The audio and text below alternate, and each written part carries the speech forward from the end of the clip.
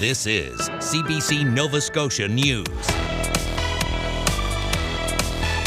Advanced polling. Nova Scotians turn out in big numbers to cast their ballots ahead of Election Day. Bio-innovation. The province invests in a new centre that's the first of its kind in Canada. And looksmaxxing. How an online community can harm men and boys. Showers overnight will linger into early Wednesday, then some gradual clearing with some sunshine breaking in. Your full forecast is coming up.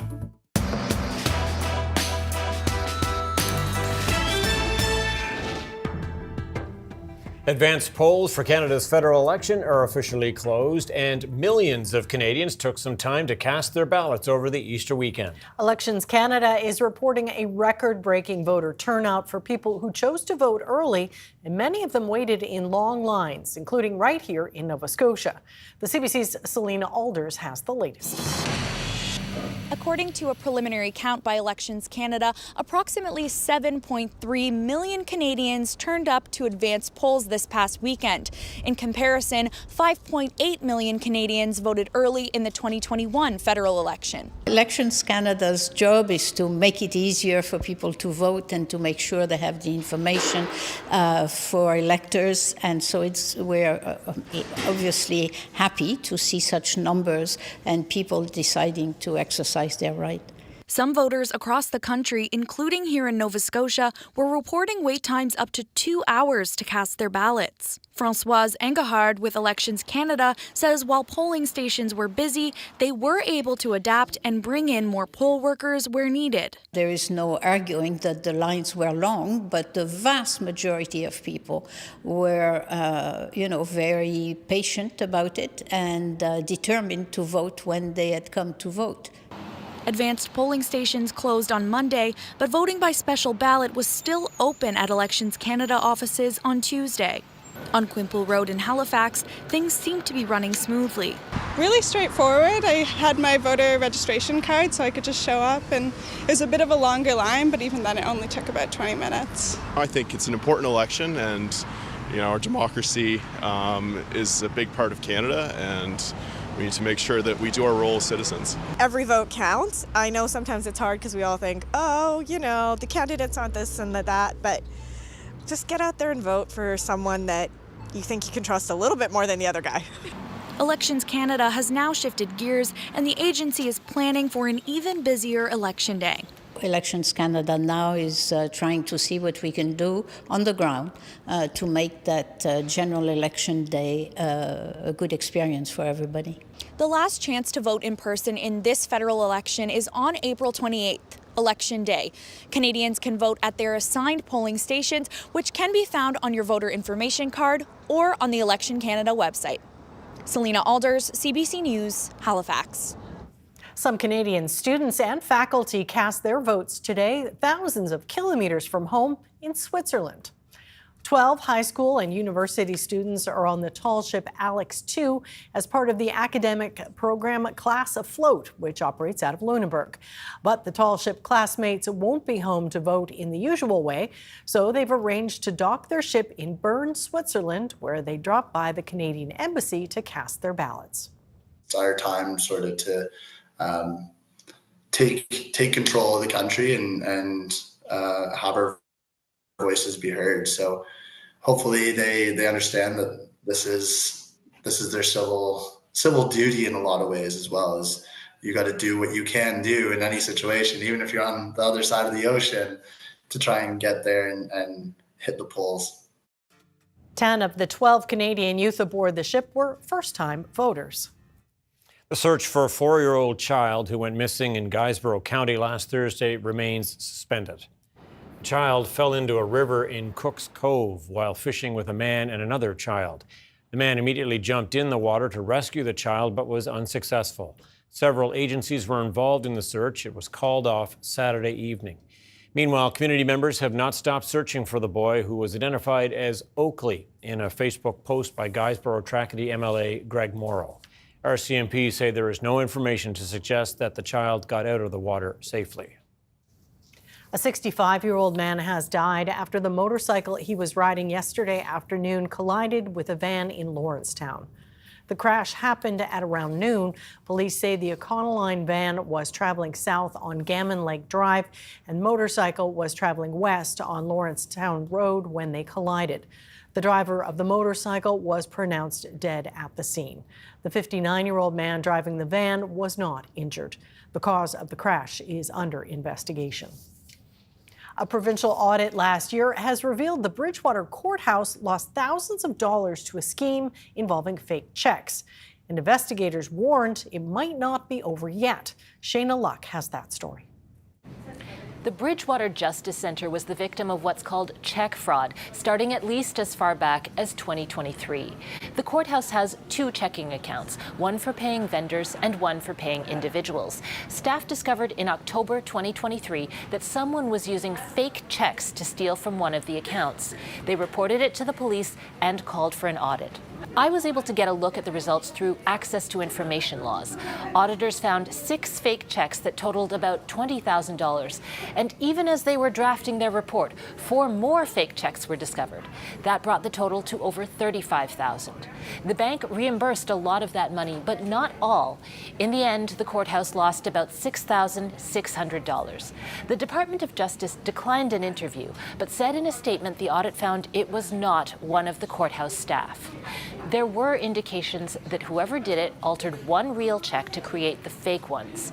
According to one industry association, this is a common way to victimize businesses and organizations. And part of it could be that people have started to get wise to email scams. Because it's getting more difficult to fool people in more high tech, high cost scams like that, you see other fraudsters kind of reverting to old methods because they know check fraud works, they know it's not hard to do. Before this, courthouse staff were doing account reconciliation once a month. Now it's daily. The auditors said that's helped, but they warned the accounts could still be at risk. They recommended cutting down on the use of checks and moving to payment methods like direct deposit. Police say they've traced the fraudsters as far as Ontario and Alberta. They say the fraudsters used multiple bank accounts and fake names to hide the track of the money. Shayna Luck, CBC News, Halifax.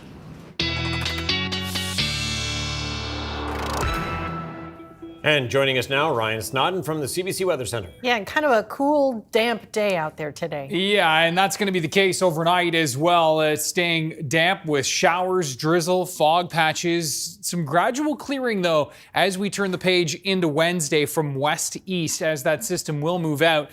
Temperatures are going to be into the double digits for most. A little cooler in onshore winds in the Tri-County area. A bit cooler in Cape Breton where the clear out will take a little bit longer to arrive. But you can see most in that 10 to 14 range for your Wednesday afternoon. So there are those showers that are sailing through as we speak. By the time we get to Wednesday morning, some showers lingering Cape Breton and eastern areas. Isolated risk even further to the west, but then that clear out will arrive into the afternoon, as we said, from west to east. We will still look at an isolated chance for a shower across the North Shore for Wednesday afternoon. Better chance for some sunshine breaking in on Thursday as this area of high pressure is anchored just to our south. We'll see a chance of a shower again on Friday as things stay active, but that's a fairly isolated chance. A better chance for really wet weather for the weekend. And this is the system we're going to be watching rolling out of the Great Lakes, approaching throughout the day on Saturday. Looks like it'll be wet a Saturday night into early Sunday, but we'll break down the timing with your full 7-day forecast coming up in a few minutes. All right. Thanks Details for that, Ryan. on the way. Thanks, Ryan. Thank you. After large-scale investments from both the federal government and the province, a first-of-its-kind bio-innovation center is now open in Dartmouth. As the CBC's Hannah Vino reports, the center will give Nova Scotia an edge in developing green technology and products. The newly opened Neptune Bio-Innovation Centre will be a first of its kind in Canada and one of 3 in the world. Investing $5 million, the province says the centre will allow Nova Scotia to become a key part in supply chains for fostering biotechnology, such as life sciences, pharmaceuticals, forestry, and agriculture. This is a game changer, not just for Nova Scotia companies, but also allows companies to come to Nova Scotia and to grow their businesses and fulfill a need. The model for the centre is multi-use, where companies can lease the space to use the state-of-the-art labs. Some of the items that could be developed include bioplastics, therapeutics, alternative proteins, and green chemicals, all prioritizing clean technology. these are companies that form an incredible bridge between our natural resources. So they're utilizing agri-food and cellulosic material from forestry and making high-value compounds, functional ingredients, therapeutics, the dye in your clothes, the bio-nylons, the bioplastics. Nova is one of the companies that will be using this center. They are reimagining nutrition with a naturally derived and sustainable protein source.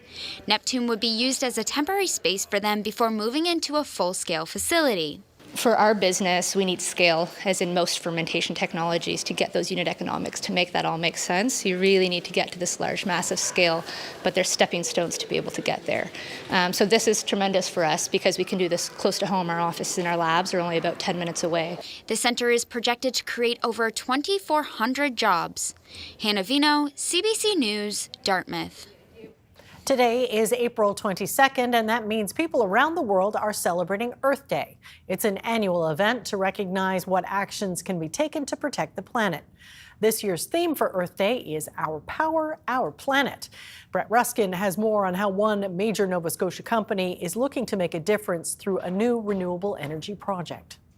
This renewable energy project is being led by Port Hawkesbury Paper. That's that huge sprawling paper mill on Cape Breton Island. And it's the single largest consumer of electricity in the province. So at any one time, it's consuming between 10 and 25% of all of the electricity produced in Nova Scotia. So they were looking at their power bill, all the expenses that comes with that, and looking at the land that they use to harvest wood and trees from to be fed into the mill, and they thought, can we do some kind of renewable resource, renewable energy project with the resources that we have? So they settled on a project to build wind turbines, more than 30 wind turbines, and these are special wind turbines as well. Some of the largest, most powerful wind turbines ever installed on land in North America. So most onshore wind turbines generate between 2 and 5 megawatts of electricity.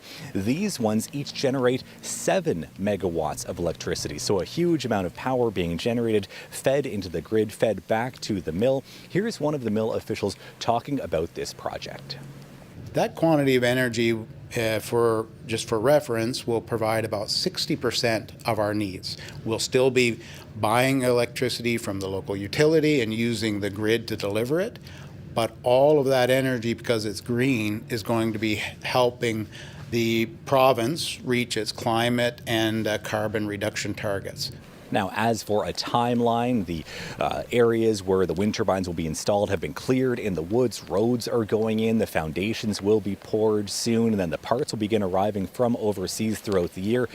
By next year, the wind farm should go online and begin harnessing the power of the wind and generating electricity. Now, this is going to remove and eliminate about 350,000 tons of greenhouse gas emissions from the environment, from that would typically be produced from conventional power generation. So again, a glimpse at one company doing one project to support renewable resource power generation here on Earth Day, April 22nd. Brett Ruskin, CBC News, Halifax. A new study from Dalhousie University says an online community that purports to help boys and men improve their looks can actually be harmful. Looksmaxxing websites allow people to get personalized tips from members on how to look more attractive. But the critiques are excessive, and the remedies can be even more extreme. The CBC's Frances Willock reports. It's called looksmaxxing. On the surface, it's about trying to look your best in order to attract a partner.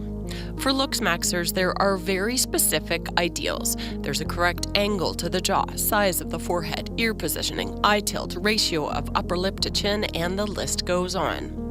Boys and young men post their photos online, asking for feedback and ratings on their appearance. But the criticism they get back is often extreme. Many people are getting ratings of 0, 1, 1.5 out of 10, being told that they're horrendous looking, that they look like they've had major damage or injuries to their body, and that no one will ever look at them, no one will ever love them. Some of the recommended solutions are innocuous. Skincare routines, getting a haircut, growing a beard. One of the most popular techniques is called mewing. which is pressing your tongue against the roof of your mouth in an effort to give yourself a more masculine jaw. That sounds probably pretty trivial to most people when you first hear about it, because, you know, how harmful can it be to just press your tongue against your mouth, the roof of your mouth? Where issues come in is that many young men are doing this to an almost kind of compulsive level, so they're doing it all day, they're avoiding eating certain foods. Of course, orthodontists say there's absolutely no medical validity in mewing at all. Then there are more invasive and pricey interventions, things like plastic surgery, leg lengthening surgery to increase height, and bone smashing, which is hitting your bones, usually in the face, sometimes with a hammer, so the bone will supposedly grow back more pronounced and masculine. Halpin says not only are the interventions themselves risky, but these discussions often create severe body image issues. For some people, it's even no matter how many interventions you take, you will always be undesirable to women and other people around you. For men like that, they were regularly encouraged to complete suicide. Paul Davis, an online safety educator, says there are some good general rules for worried parents. No social media until the age of 13. No technology in the bedroom. That includes phones, laptops, tablets, and smart TVs. He says that's where the worst decisions are made. Read your kids' online communications and understand the lingo and emojis. I want you to tell your child the following. You can come to me for anything. I may be angry. I may be disappointed. I may be upset. And I tell them, you are allowed to feel that way. In fact, you should express to your child exactly how you feel. But then you follow up with this. But I love you, and I will always be there for you. Davis says instilling confidence in children is key to protecting them from harmful messages online. Frances Willick, CBC News, Halifax. Nova Scotia's Allie McNutt and her curling rink are bringing home some hardware. The team captured the bronze medal at the World Junior Curling Championship on Monday in Cortina, Italy.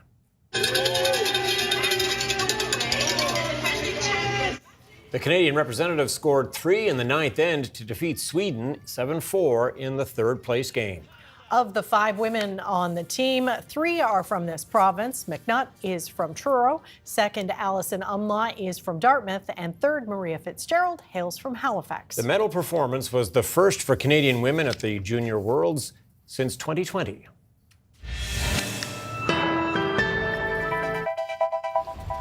There's a look at Boar's Head Lighthouse on Long Island. Ryan's up next with the full weather forecast. Stay with us.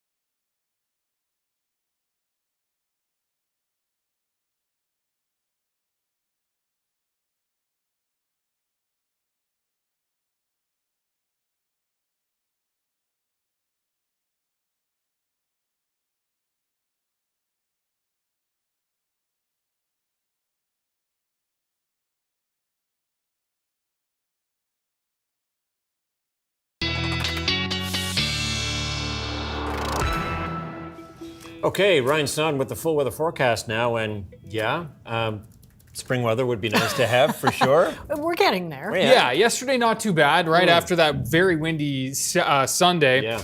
And there were, when I checked in the afternoon, there were late afternoon, evening, there were about 10,000 without power. So significant. Yeah, hopefully everybody's turkeys were salvageable there, and hopefully had a great Easter. And obviously a great day yesterday. The wind slowly easing throughout the day, and a quieter day today. But the showers have moved back in. Have a look at this webcam video, and this is a live shot from just down the road from where we are. Yep. This is of course the Armdale and Halifax, and you can see damp. Yeah, damp indeed. And that's going to be the case right through tonight. We'll see some fog patches rolling in, and those will linger as we turn the page into tomorrow morning before dissipating. Temperatures just 3 degrees, so not just damp, but chilly damp, the worst kind of damp. And this is what's going to be on par for tonight. Have a look at those current winds, sustained in the 20-kilometer-per-hour range, Halifax and Lunenburg, and down the South Shore towards the Tri-County area as well. Greenwood at 17, Sydney at 13. Not too gusty, though Yarmouth and Westport both gusting around 30 to 35 kilometers per hour. There are the showers that are rolling through Halifax, the North Shore into Cape Breton as well. This is really the bulk of what we're going to see tonight is falling as we speak. There are still a couple of shower chances to roll through tonight, but this is going to be the wettest it will be throughout the night tonight in most cases. And then we'll be watching this frontal boundary to move through with another chance into tomorrow. As we look at the bigger picture and as we back things out, remember last week we were talking about temperatures that were into the mid to high teens in through Saskatchewan and Alberta, 2 in Regina, and snowing in southeastern Saskatchewan at this hour, -4 in Churchill, 12 in Vancouver, and you can see the U.S. is really heating up as we move in through this week. Now, as we look at the forecast temperatures for tonight, we'll be ranging between about 2 and 5 degrees. Those winds are going to be light. In note that bulk of that green starting to push its way out. This is the rain, of course, that's going to be moving its way out. Though we will be looking at some lingering showers for Cape Breton on Wednesday morning and back towards the North Shore eastern areas. There's an isolated risk for most of us for tomorrow morning, though the bulk of the action will likely be towards the east.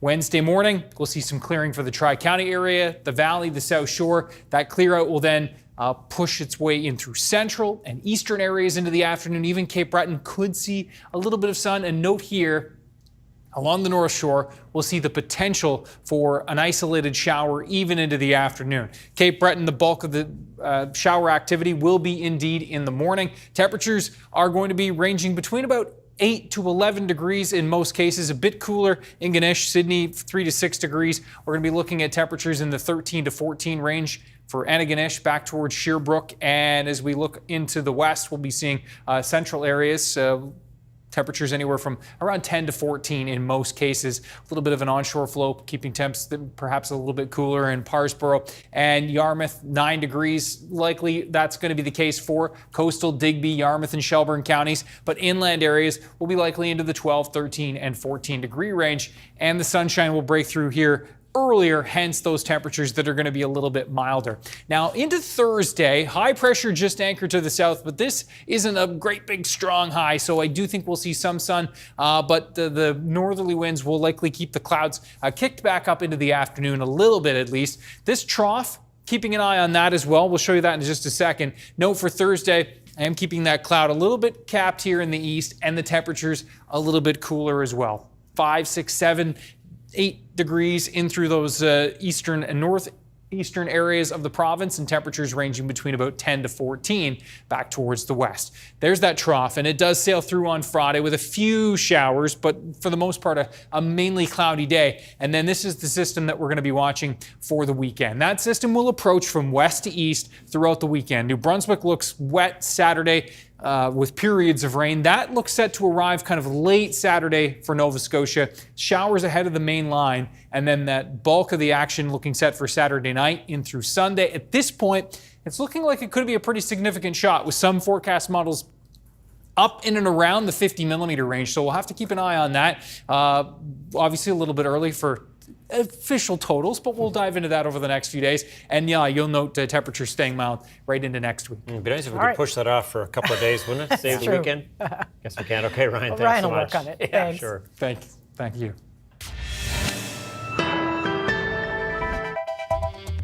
Coming up, Ronald McDonald House Charities puts the finishing touches on its new facility in Halifax.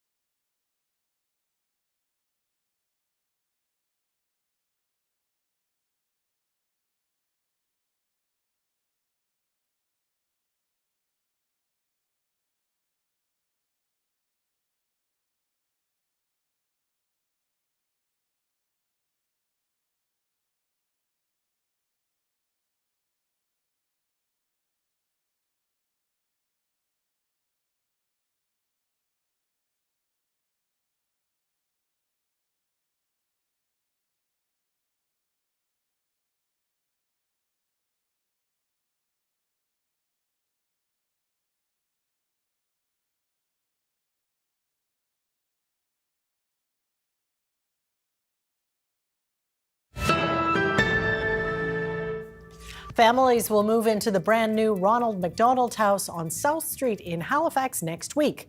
The charity is busy putting the finishing touches on the home away from home for families whose children are receiving treatment at the IWK. We stopped by for a tour. So tell me what it feels like today. You're 1 week from opening.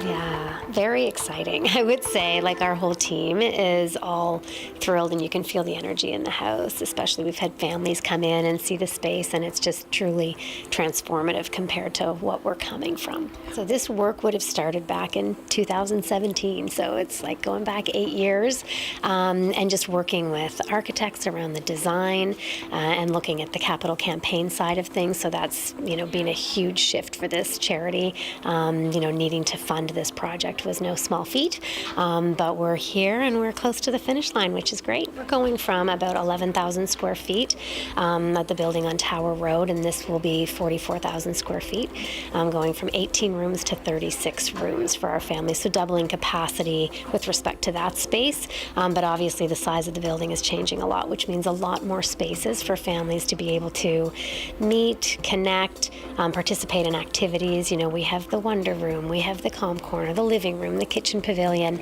arts and crafts room, just so many more options for them compared to the small space we had in our old house. And the impact this kind of space to be in gives to families who've got kids who are in hospital. Talk to me about that. Yeah, this will be hugely transformative again for these families. They're used to being in an older home, 100 plus years old, and coming to a space like this where, as mentioned, there's so many more options for them to be able to participate in programming, to connect with other families, to have more privacy, or to be in rooms with more that they can connect with. So I think that's going to really be a big change for the families. Okay, this is the Wonder Room. So this will be a space where kids can come after maybe a challenging day at the hospital, or even just to relax and connect with other kids. So lots of sensory items in here, a space really that just helps them be calm. Okay, so this is our standard room in the new house. You can see we've got 2 queen beds, fridge, nice accessible washroom, desk area if people are wanting to work from here. Lots of cupboard space for suitcases, jackets, anything like that, and then just comfortable seating spaces. So we really wanted to make sure, given the length of stay for most of our families, that it was a little more spacious than a traditional hotel. Can you talk about what brought you here? So what brought us to the IWK and Ronald McDonald House was I developed some pregnancy complications that they suspected our new baby might have some needs that would require a NICU stay, and they were afraid of preterm labor. We were here at 34 weeks, and with our son's birth, he's now in the NICU and has been there for 3 weeks. So you've been staying at the old Ronald McDonald House. What has that been like? It's served its purpose. It's a great place, good community, helps financially, because that's a long way to be away from home. And there's just so lovely there. With this new house, it'll be nice and calm and quiet and just a good escape from all of the NICU noises and stresses of having a sick child. And your support person is here, your mom. Tell me about what it's been like for you being able to be here. It's a blessing in my eyes that I can be here to support her. It's to stay at Ronald McDonald House is wonderful. It serves its purpose of being able to leave them and come back and reground myself so I can be the strong support that she needs when things seem chaotic, things aren't progressing as fast as she wants to, and reminding her that she is and baby Raiden are in the right place right now. Now, a week from now, you'll be moving into this new facility. Can you describe for folks how impressive it is? It's amazing. It's got all the bells and whistles on it. My oldest son, who will also be followed up at the IWK, is a sensory seeker. They have a sensory room, the playrooms. They have individual suites for families like ours that are long-term stays, and will continue to likely have long-term stays even after discharge. Will be coming back. What would it be like for your family if something like this was not available? We would either have to stay in hospital all the time, which is really hard, or we would be having to pay for a hotel, which is financially not stable, or we would have to do the 4-hour drive every day, and that's also not a stable environment either. 4-year-old needs to go to preschool. My husband needs to work. This place is just in the perfect spot. You're right across from the hospital. It will be amazing. You've got a lot on your plate right now. How does this ease some of that? It takes some of the chaos out of life in the hospital. Both my sons require hospital time at the IWK, one right now. It gives you a quiet space to come and de-stress, ground yourself, remind yourself that you're in the right spot. And sometimes it's just nice to talk to a not health professional and just remind yourself that there's life outside the hospital.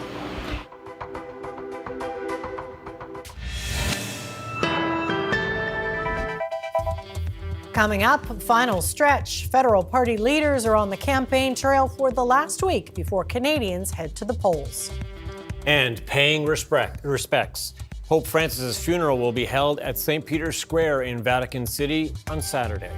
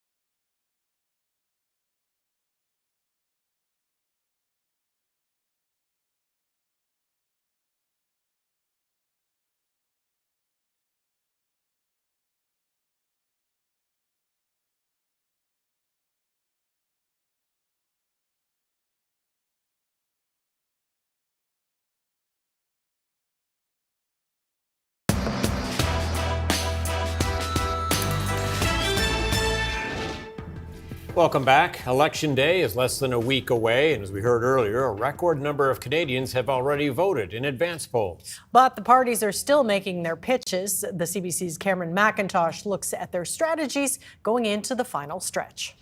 Are you all customers? Polls are tightening, but still trailing Conservative leader Pierre Poilievre making his biggest pitch where he needs voters the most, releasing his costed platform in the GTA, pushing a simple message. Change is what we need now more than ever. Only Pierre will bring change. It comes as Conservative messaging has shifted away from Poilievre. Ads like this endorsement from former Prime Minister Stephen Harper.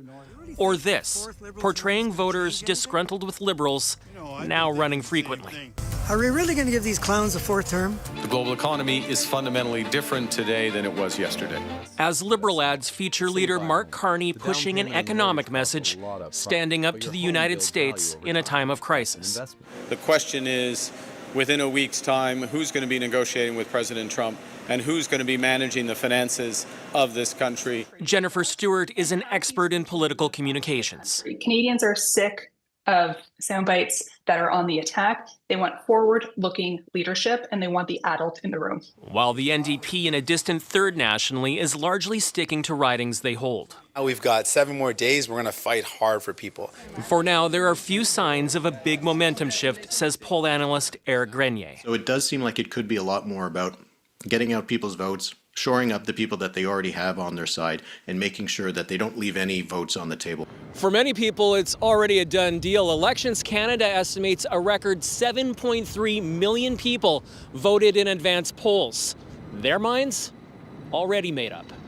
Cameron McIntosh, CBC News, Ottawa. As we just heard, the Conservative Party has released their costed election platform, the last major party to do so. Pierre Poilievre is promising about $90 billion in new measures over 4 years. But the platform also contains a tax cut and reductions in government spending. It is a plan that will lower taxes and debt by getting rid of bureaucracy, consulting fees, waste, and excessive foreign aid to dictators, terrorists, and global bureaucracy. It is a plan to build homes by removing taxes and bureaucracy. It is a plan for safe streets by locking up criminals for a change. Change to unleash our resources so that we can stand on our own 2 feet and stand up to Trump and anyone else from a position of strength. The Conservatives also pledged to increase military spending, as did the Liberals. Poilievre says he'll pursue a free trade agreement with the UK, Australia, and New Zealand. Liberal leader Mark Carney is campaigning in Quebec. He attacked the party platform released by his Conservative rival and called the detailed costing phantom numbers. These numbers are a joke. We aren't in a joke. We are in the worst crisis of our lives. It takes a serious government. It takes a serious plan. It takes a plan that delivers today. It takes a plan that delivers investment. It takes a plan that grows this economy, stands up to Trump, and moves forward with the brilliance of the workers here and across Quebec and across Canada. Carney also said an elected Liberal government could balance the budget in 4 or 5 years. When asked why his economic plan released on Saturday didn't mention a return to surplus, Carney said he wanted to be prudent. NDP leader Jagmeet Singh continues his campaign in Western Canada, criticizing the Liberals and Conservatives for proposing spending cuts in their costed platforms that he says would hurt the average Canadian. You have the power in this election to use that power to vote for New Democrats to say, no, I don't want to see cuts to health care. I don't want to see cuts to services. And I certainly don't want to see private care come into this country. He also faced several questions on whether the NDP would survive the election, with current polls showing support for the party at about 8%. Singh says his party is focused on what they can deliver for Canadians if they receive enough support. He later made a stop in Burnaby before wrapping up the day in Edmonton, holding a campaign event with former Alberta Premier Rachel Notley. Some doctors are calling on federal leaders to respond to the growth of private clinics. A shortage of family physicians is forcing people to pay directly for their health care. And as the CBC's Christine Bierak reports, the price can be high. Most patients at this Montreal area clinic don't have a family doctor. Their first appointment costs at least $350. After that, Every 15 minutes, I can pay $150. That was like a bit of a sticker shock. I was like, wow. Anissa Carrascal found out her family doctor of 10 years left to work in a for-profit clinic, offering same-day office visits, house calls, and access to MRIs. This is the healthcare that we all deserve. The fee, $4,245 a year. I already paid through the services through my taxes, right? So why should I pay a private company? The latest federal data shows in a year, Canadians paid over $62 million out of pocket for medically necessary services they should have received at no cost. Some doctors say companies are using loopholes while provinces look away. These clinics are charging between $3,000 and $8,000 a year. Dr. Rita McCracken is a family doctor in BC. She got a job offer from a private clinic, estimating she could drop 800 patients, make more money, and pay no overhead. She said no. What it does is it takes a family doctor like me and removes me and puts me behind a paywall. I worked in the public system for 20 years. Dr. Martin Potter now owns a private clinic in Quebec.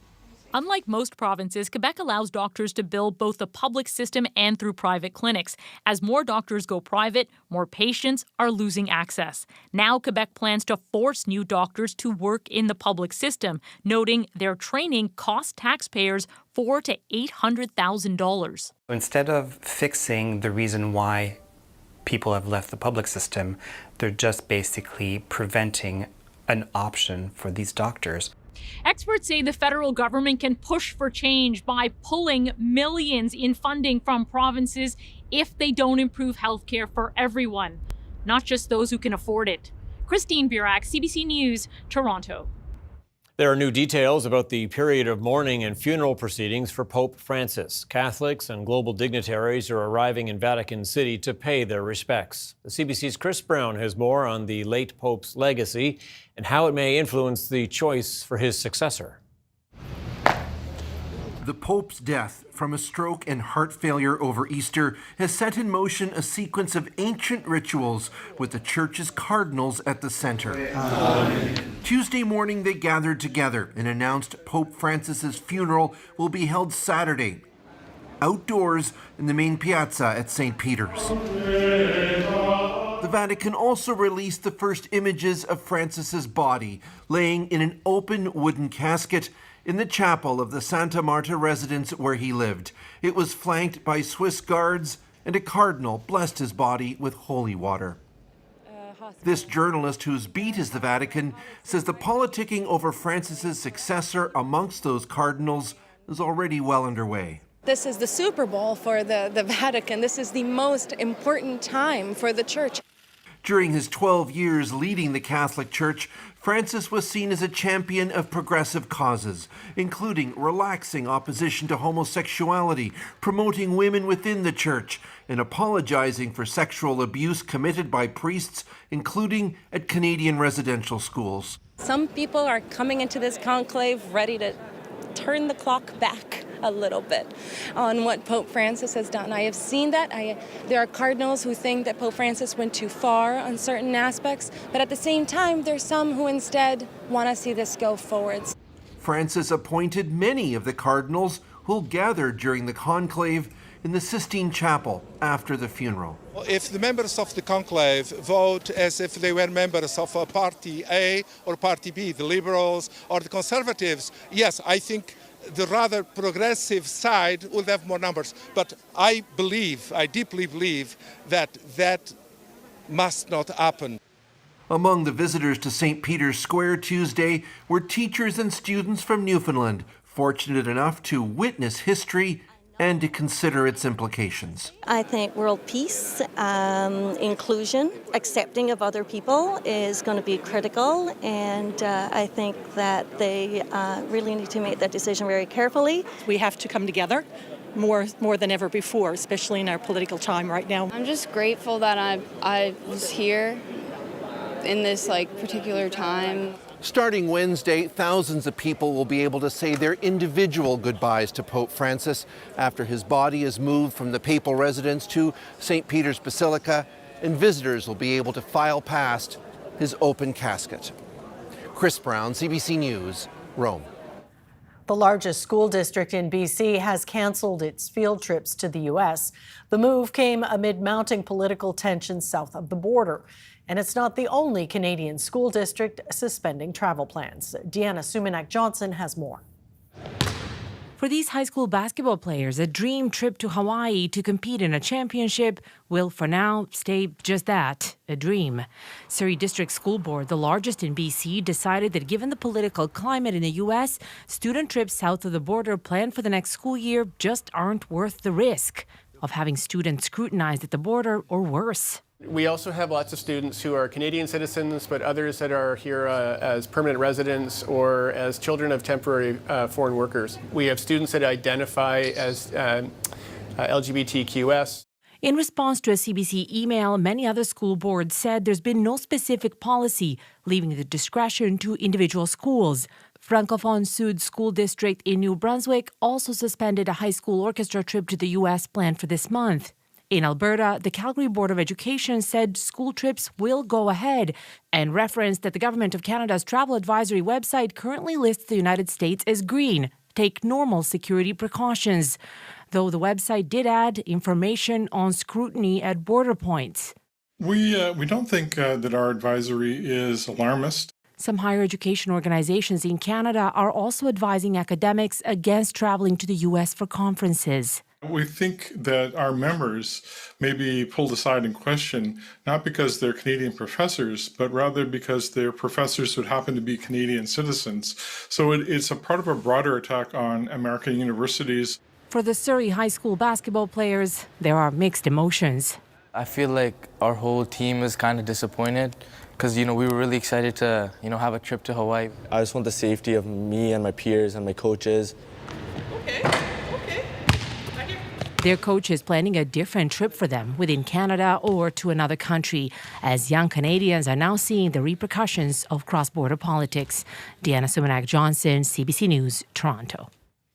Canada's main stock index rose almost 300 points Tuesday on strength in energy, financials, and base metals, while U.S. stock markets also climbed. Here's a look at the numbers as we head to break.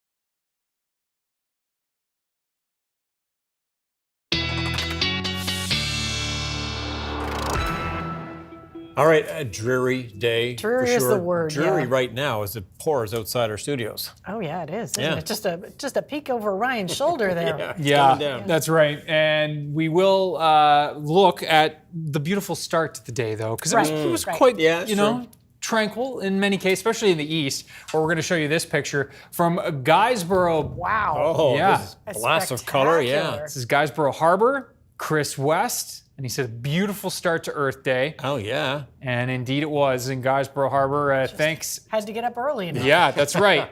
Up with the sunrise. Thanks to Chris for this. Ryan's picks at cbc.ca. So for Guysborough Harbor and the Port Hawkesbury area, right around 8 degrees for Wednesday. Showers in the morning, and then some gradual clearing, and still a chance for shower for the east into the northeast for Wednesday afternoon. Everywhere else, it's just a chance for a morning shower, and then we're going to be seeing some clearing from west to east throughout the afternoon. Temperatures will range between about 10 to 14 for most, but we'll be looking at temps coolest in those onshore winds towards the Tri-County area. Now, as we look into the Thursday time frame, we're looking at a mix of sun and cloud for most. The clouds likely more dominant Cape Breton and the east and northeast, where those winds are going to be coming in from the Gulf. That'll be keeping temperatures a bit cooler, but we will be looking at a pretty pleasant day overall. And then we're going to be watching for a few showers to push their way into the region on Friday. It's thanks to this little trough that you're going to be seeing coming in from the west here. And that trough will indeed, be enough to spark a couple of showers. This will be far from a washout on Friday. Looking more like a washout from that system looming off to the west there that will move its way in throughout Saturday into Saturday night and Sunday with periods of rain with that. Temperatures, though, at least staying mild. There is that The for sure. upside. The bright side. Okay, thanks, Ryan. Well, with a moniker like Colossal Squid, you'd think finding one in the wild would be easy. It's the first time the species has been filmed in its natural habitat. This is a baby colossal squid you just saw, encountered by a research vessel about 2,000 feet underwater. Never actually seen since it was discovered 100 years ago. These elusive creatures can grow to more than 20 feet long and weigh up to 500 kilos. Ah, the colossal part. Yep. Okay, that's it for us tonight. Thanks for watching. We'll see you next time. Good night. Good night.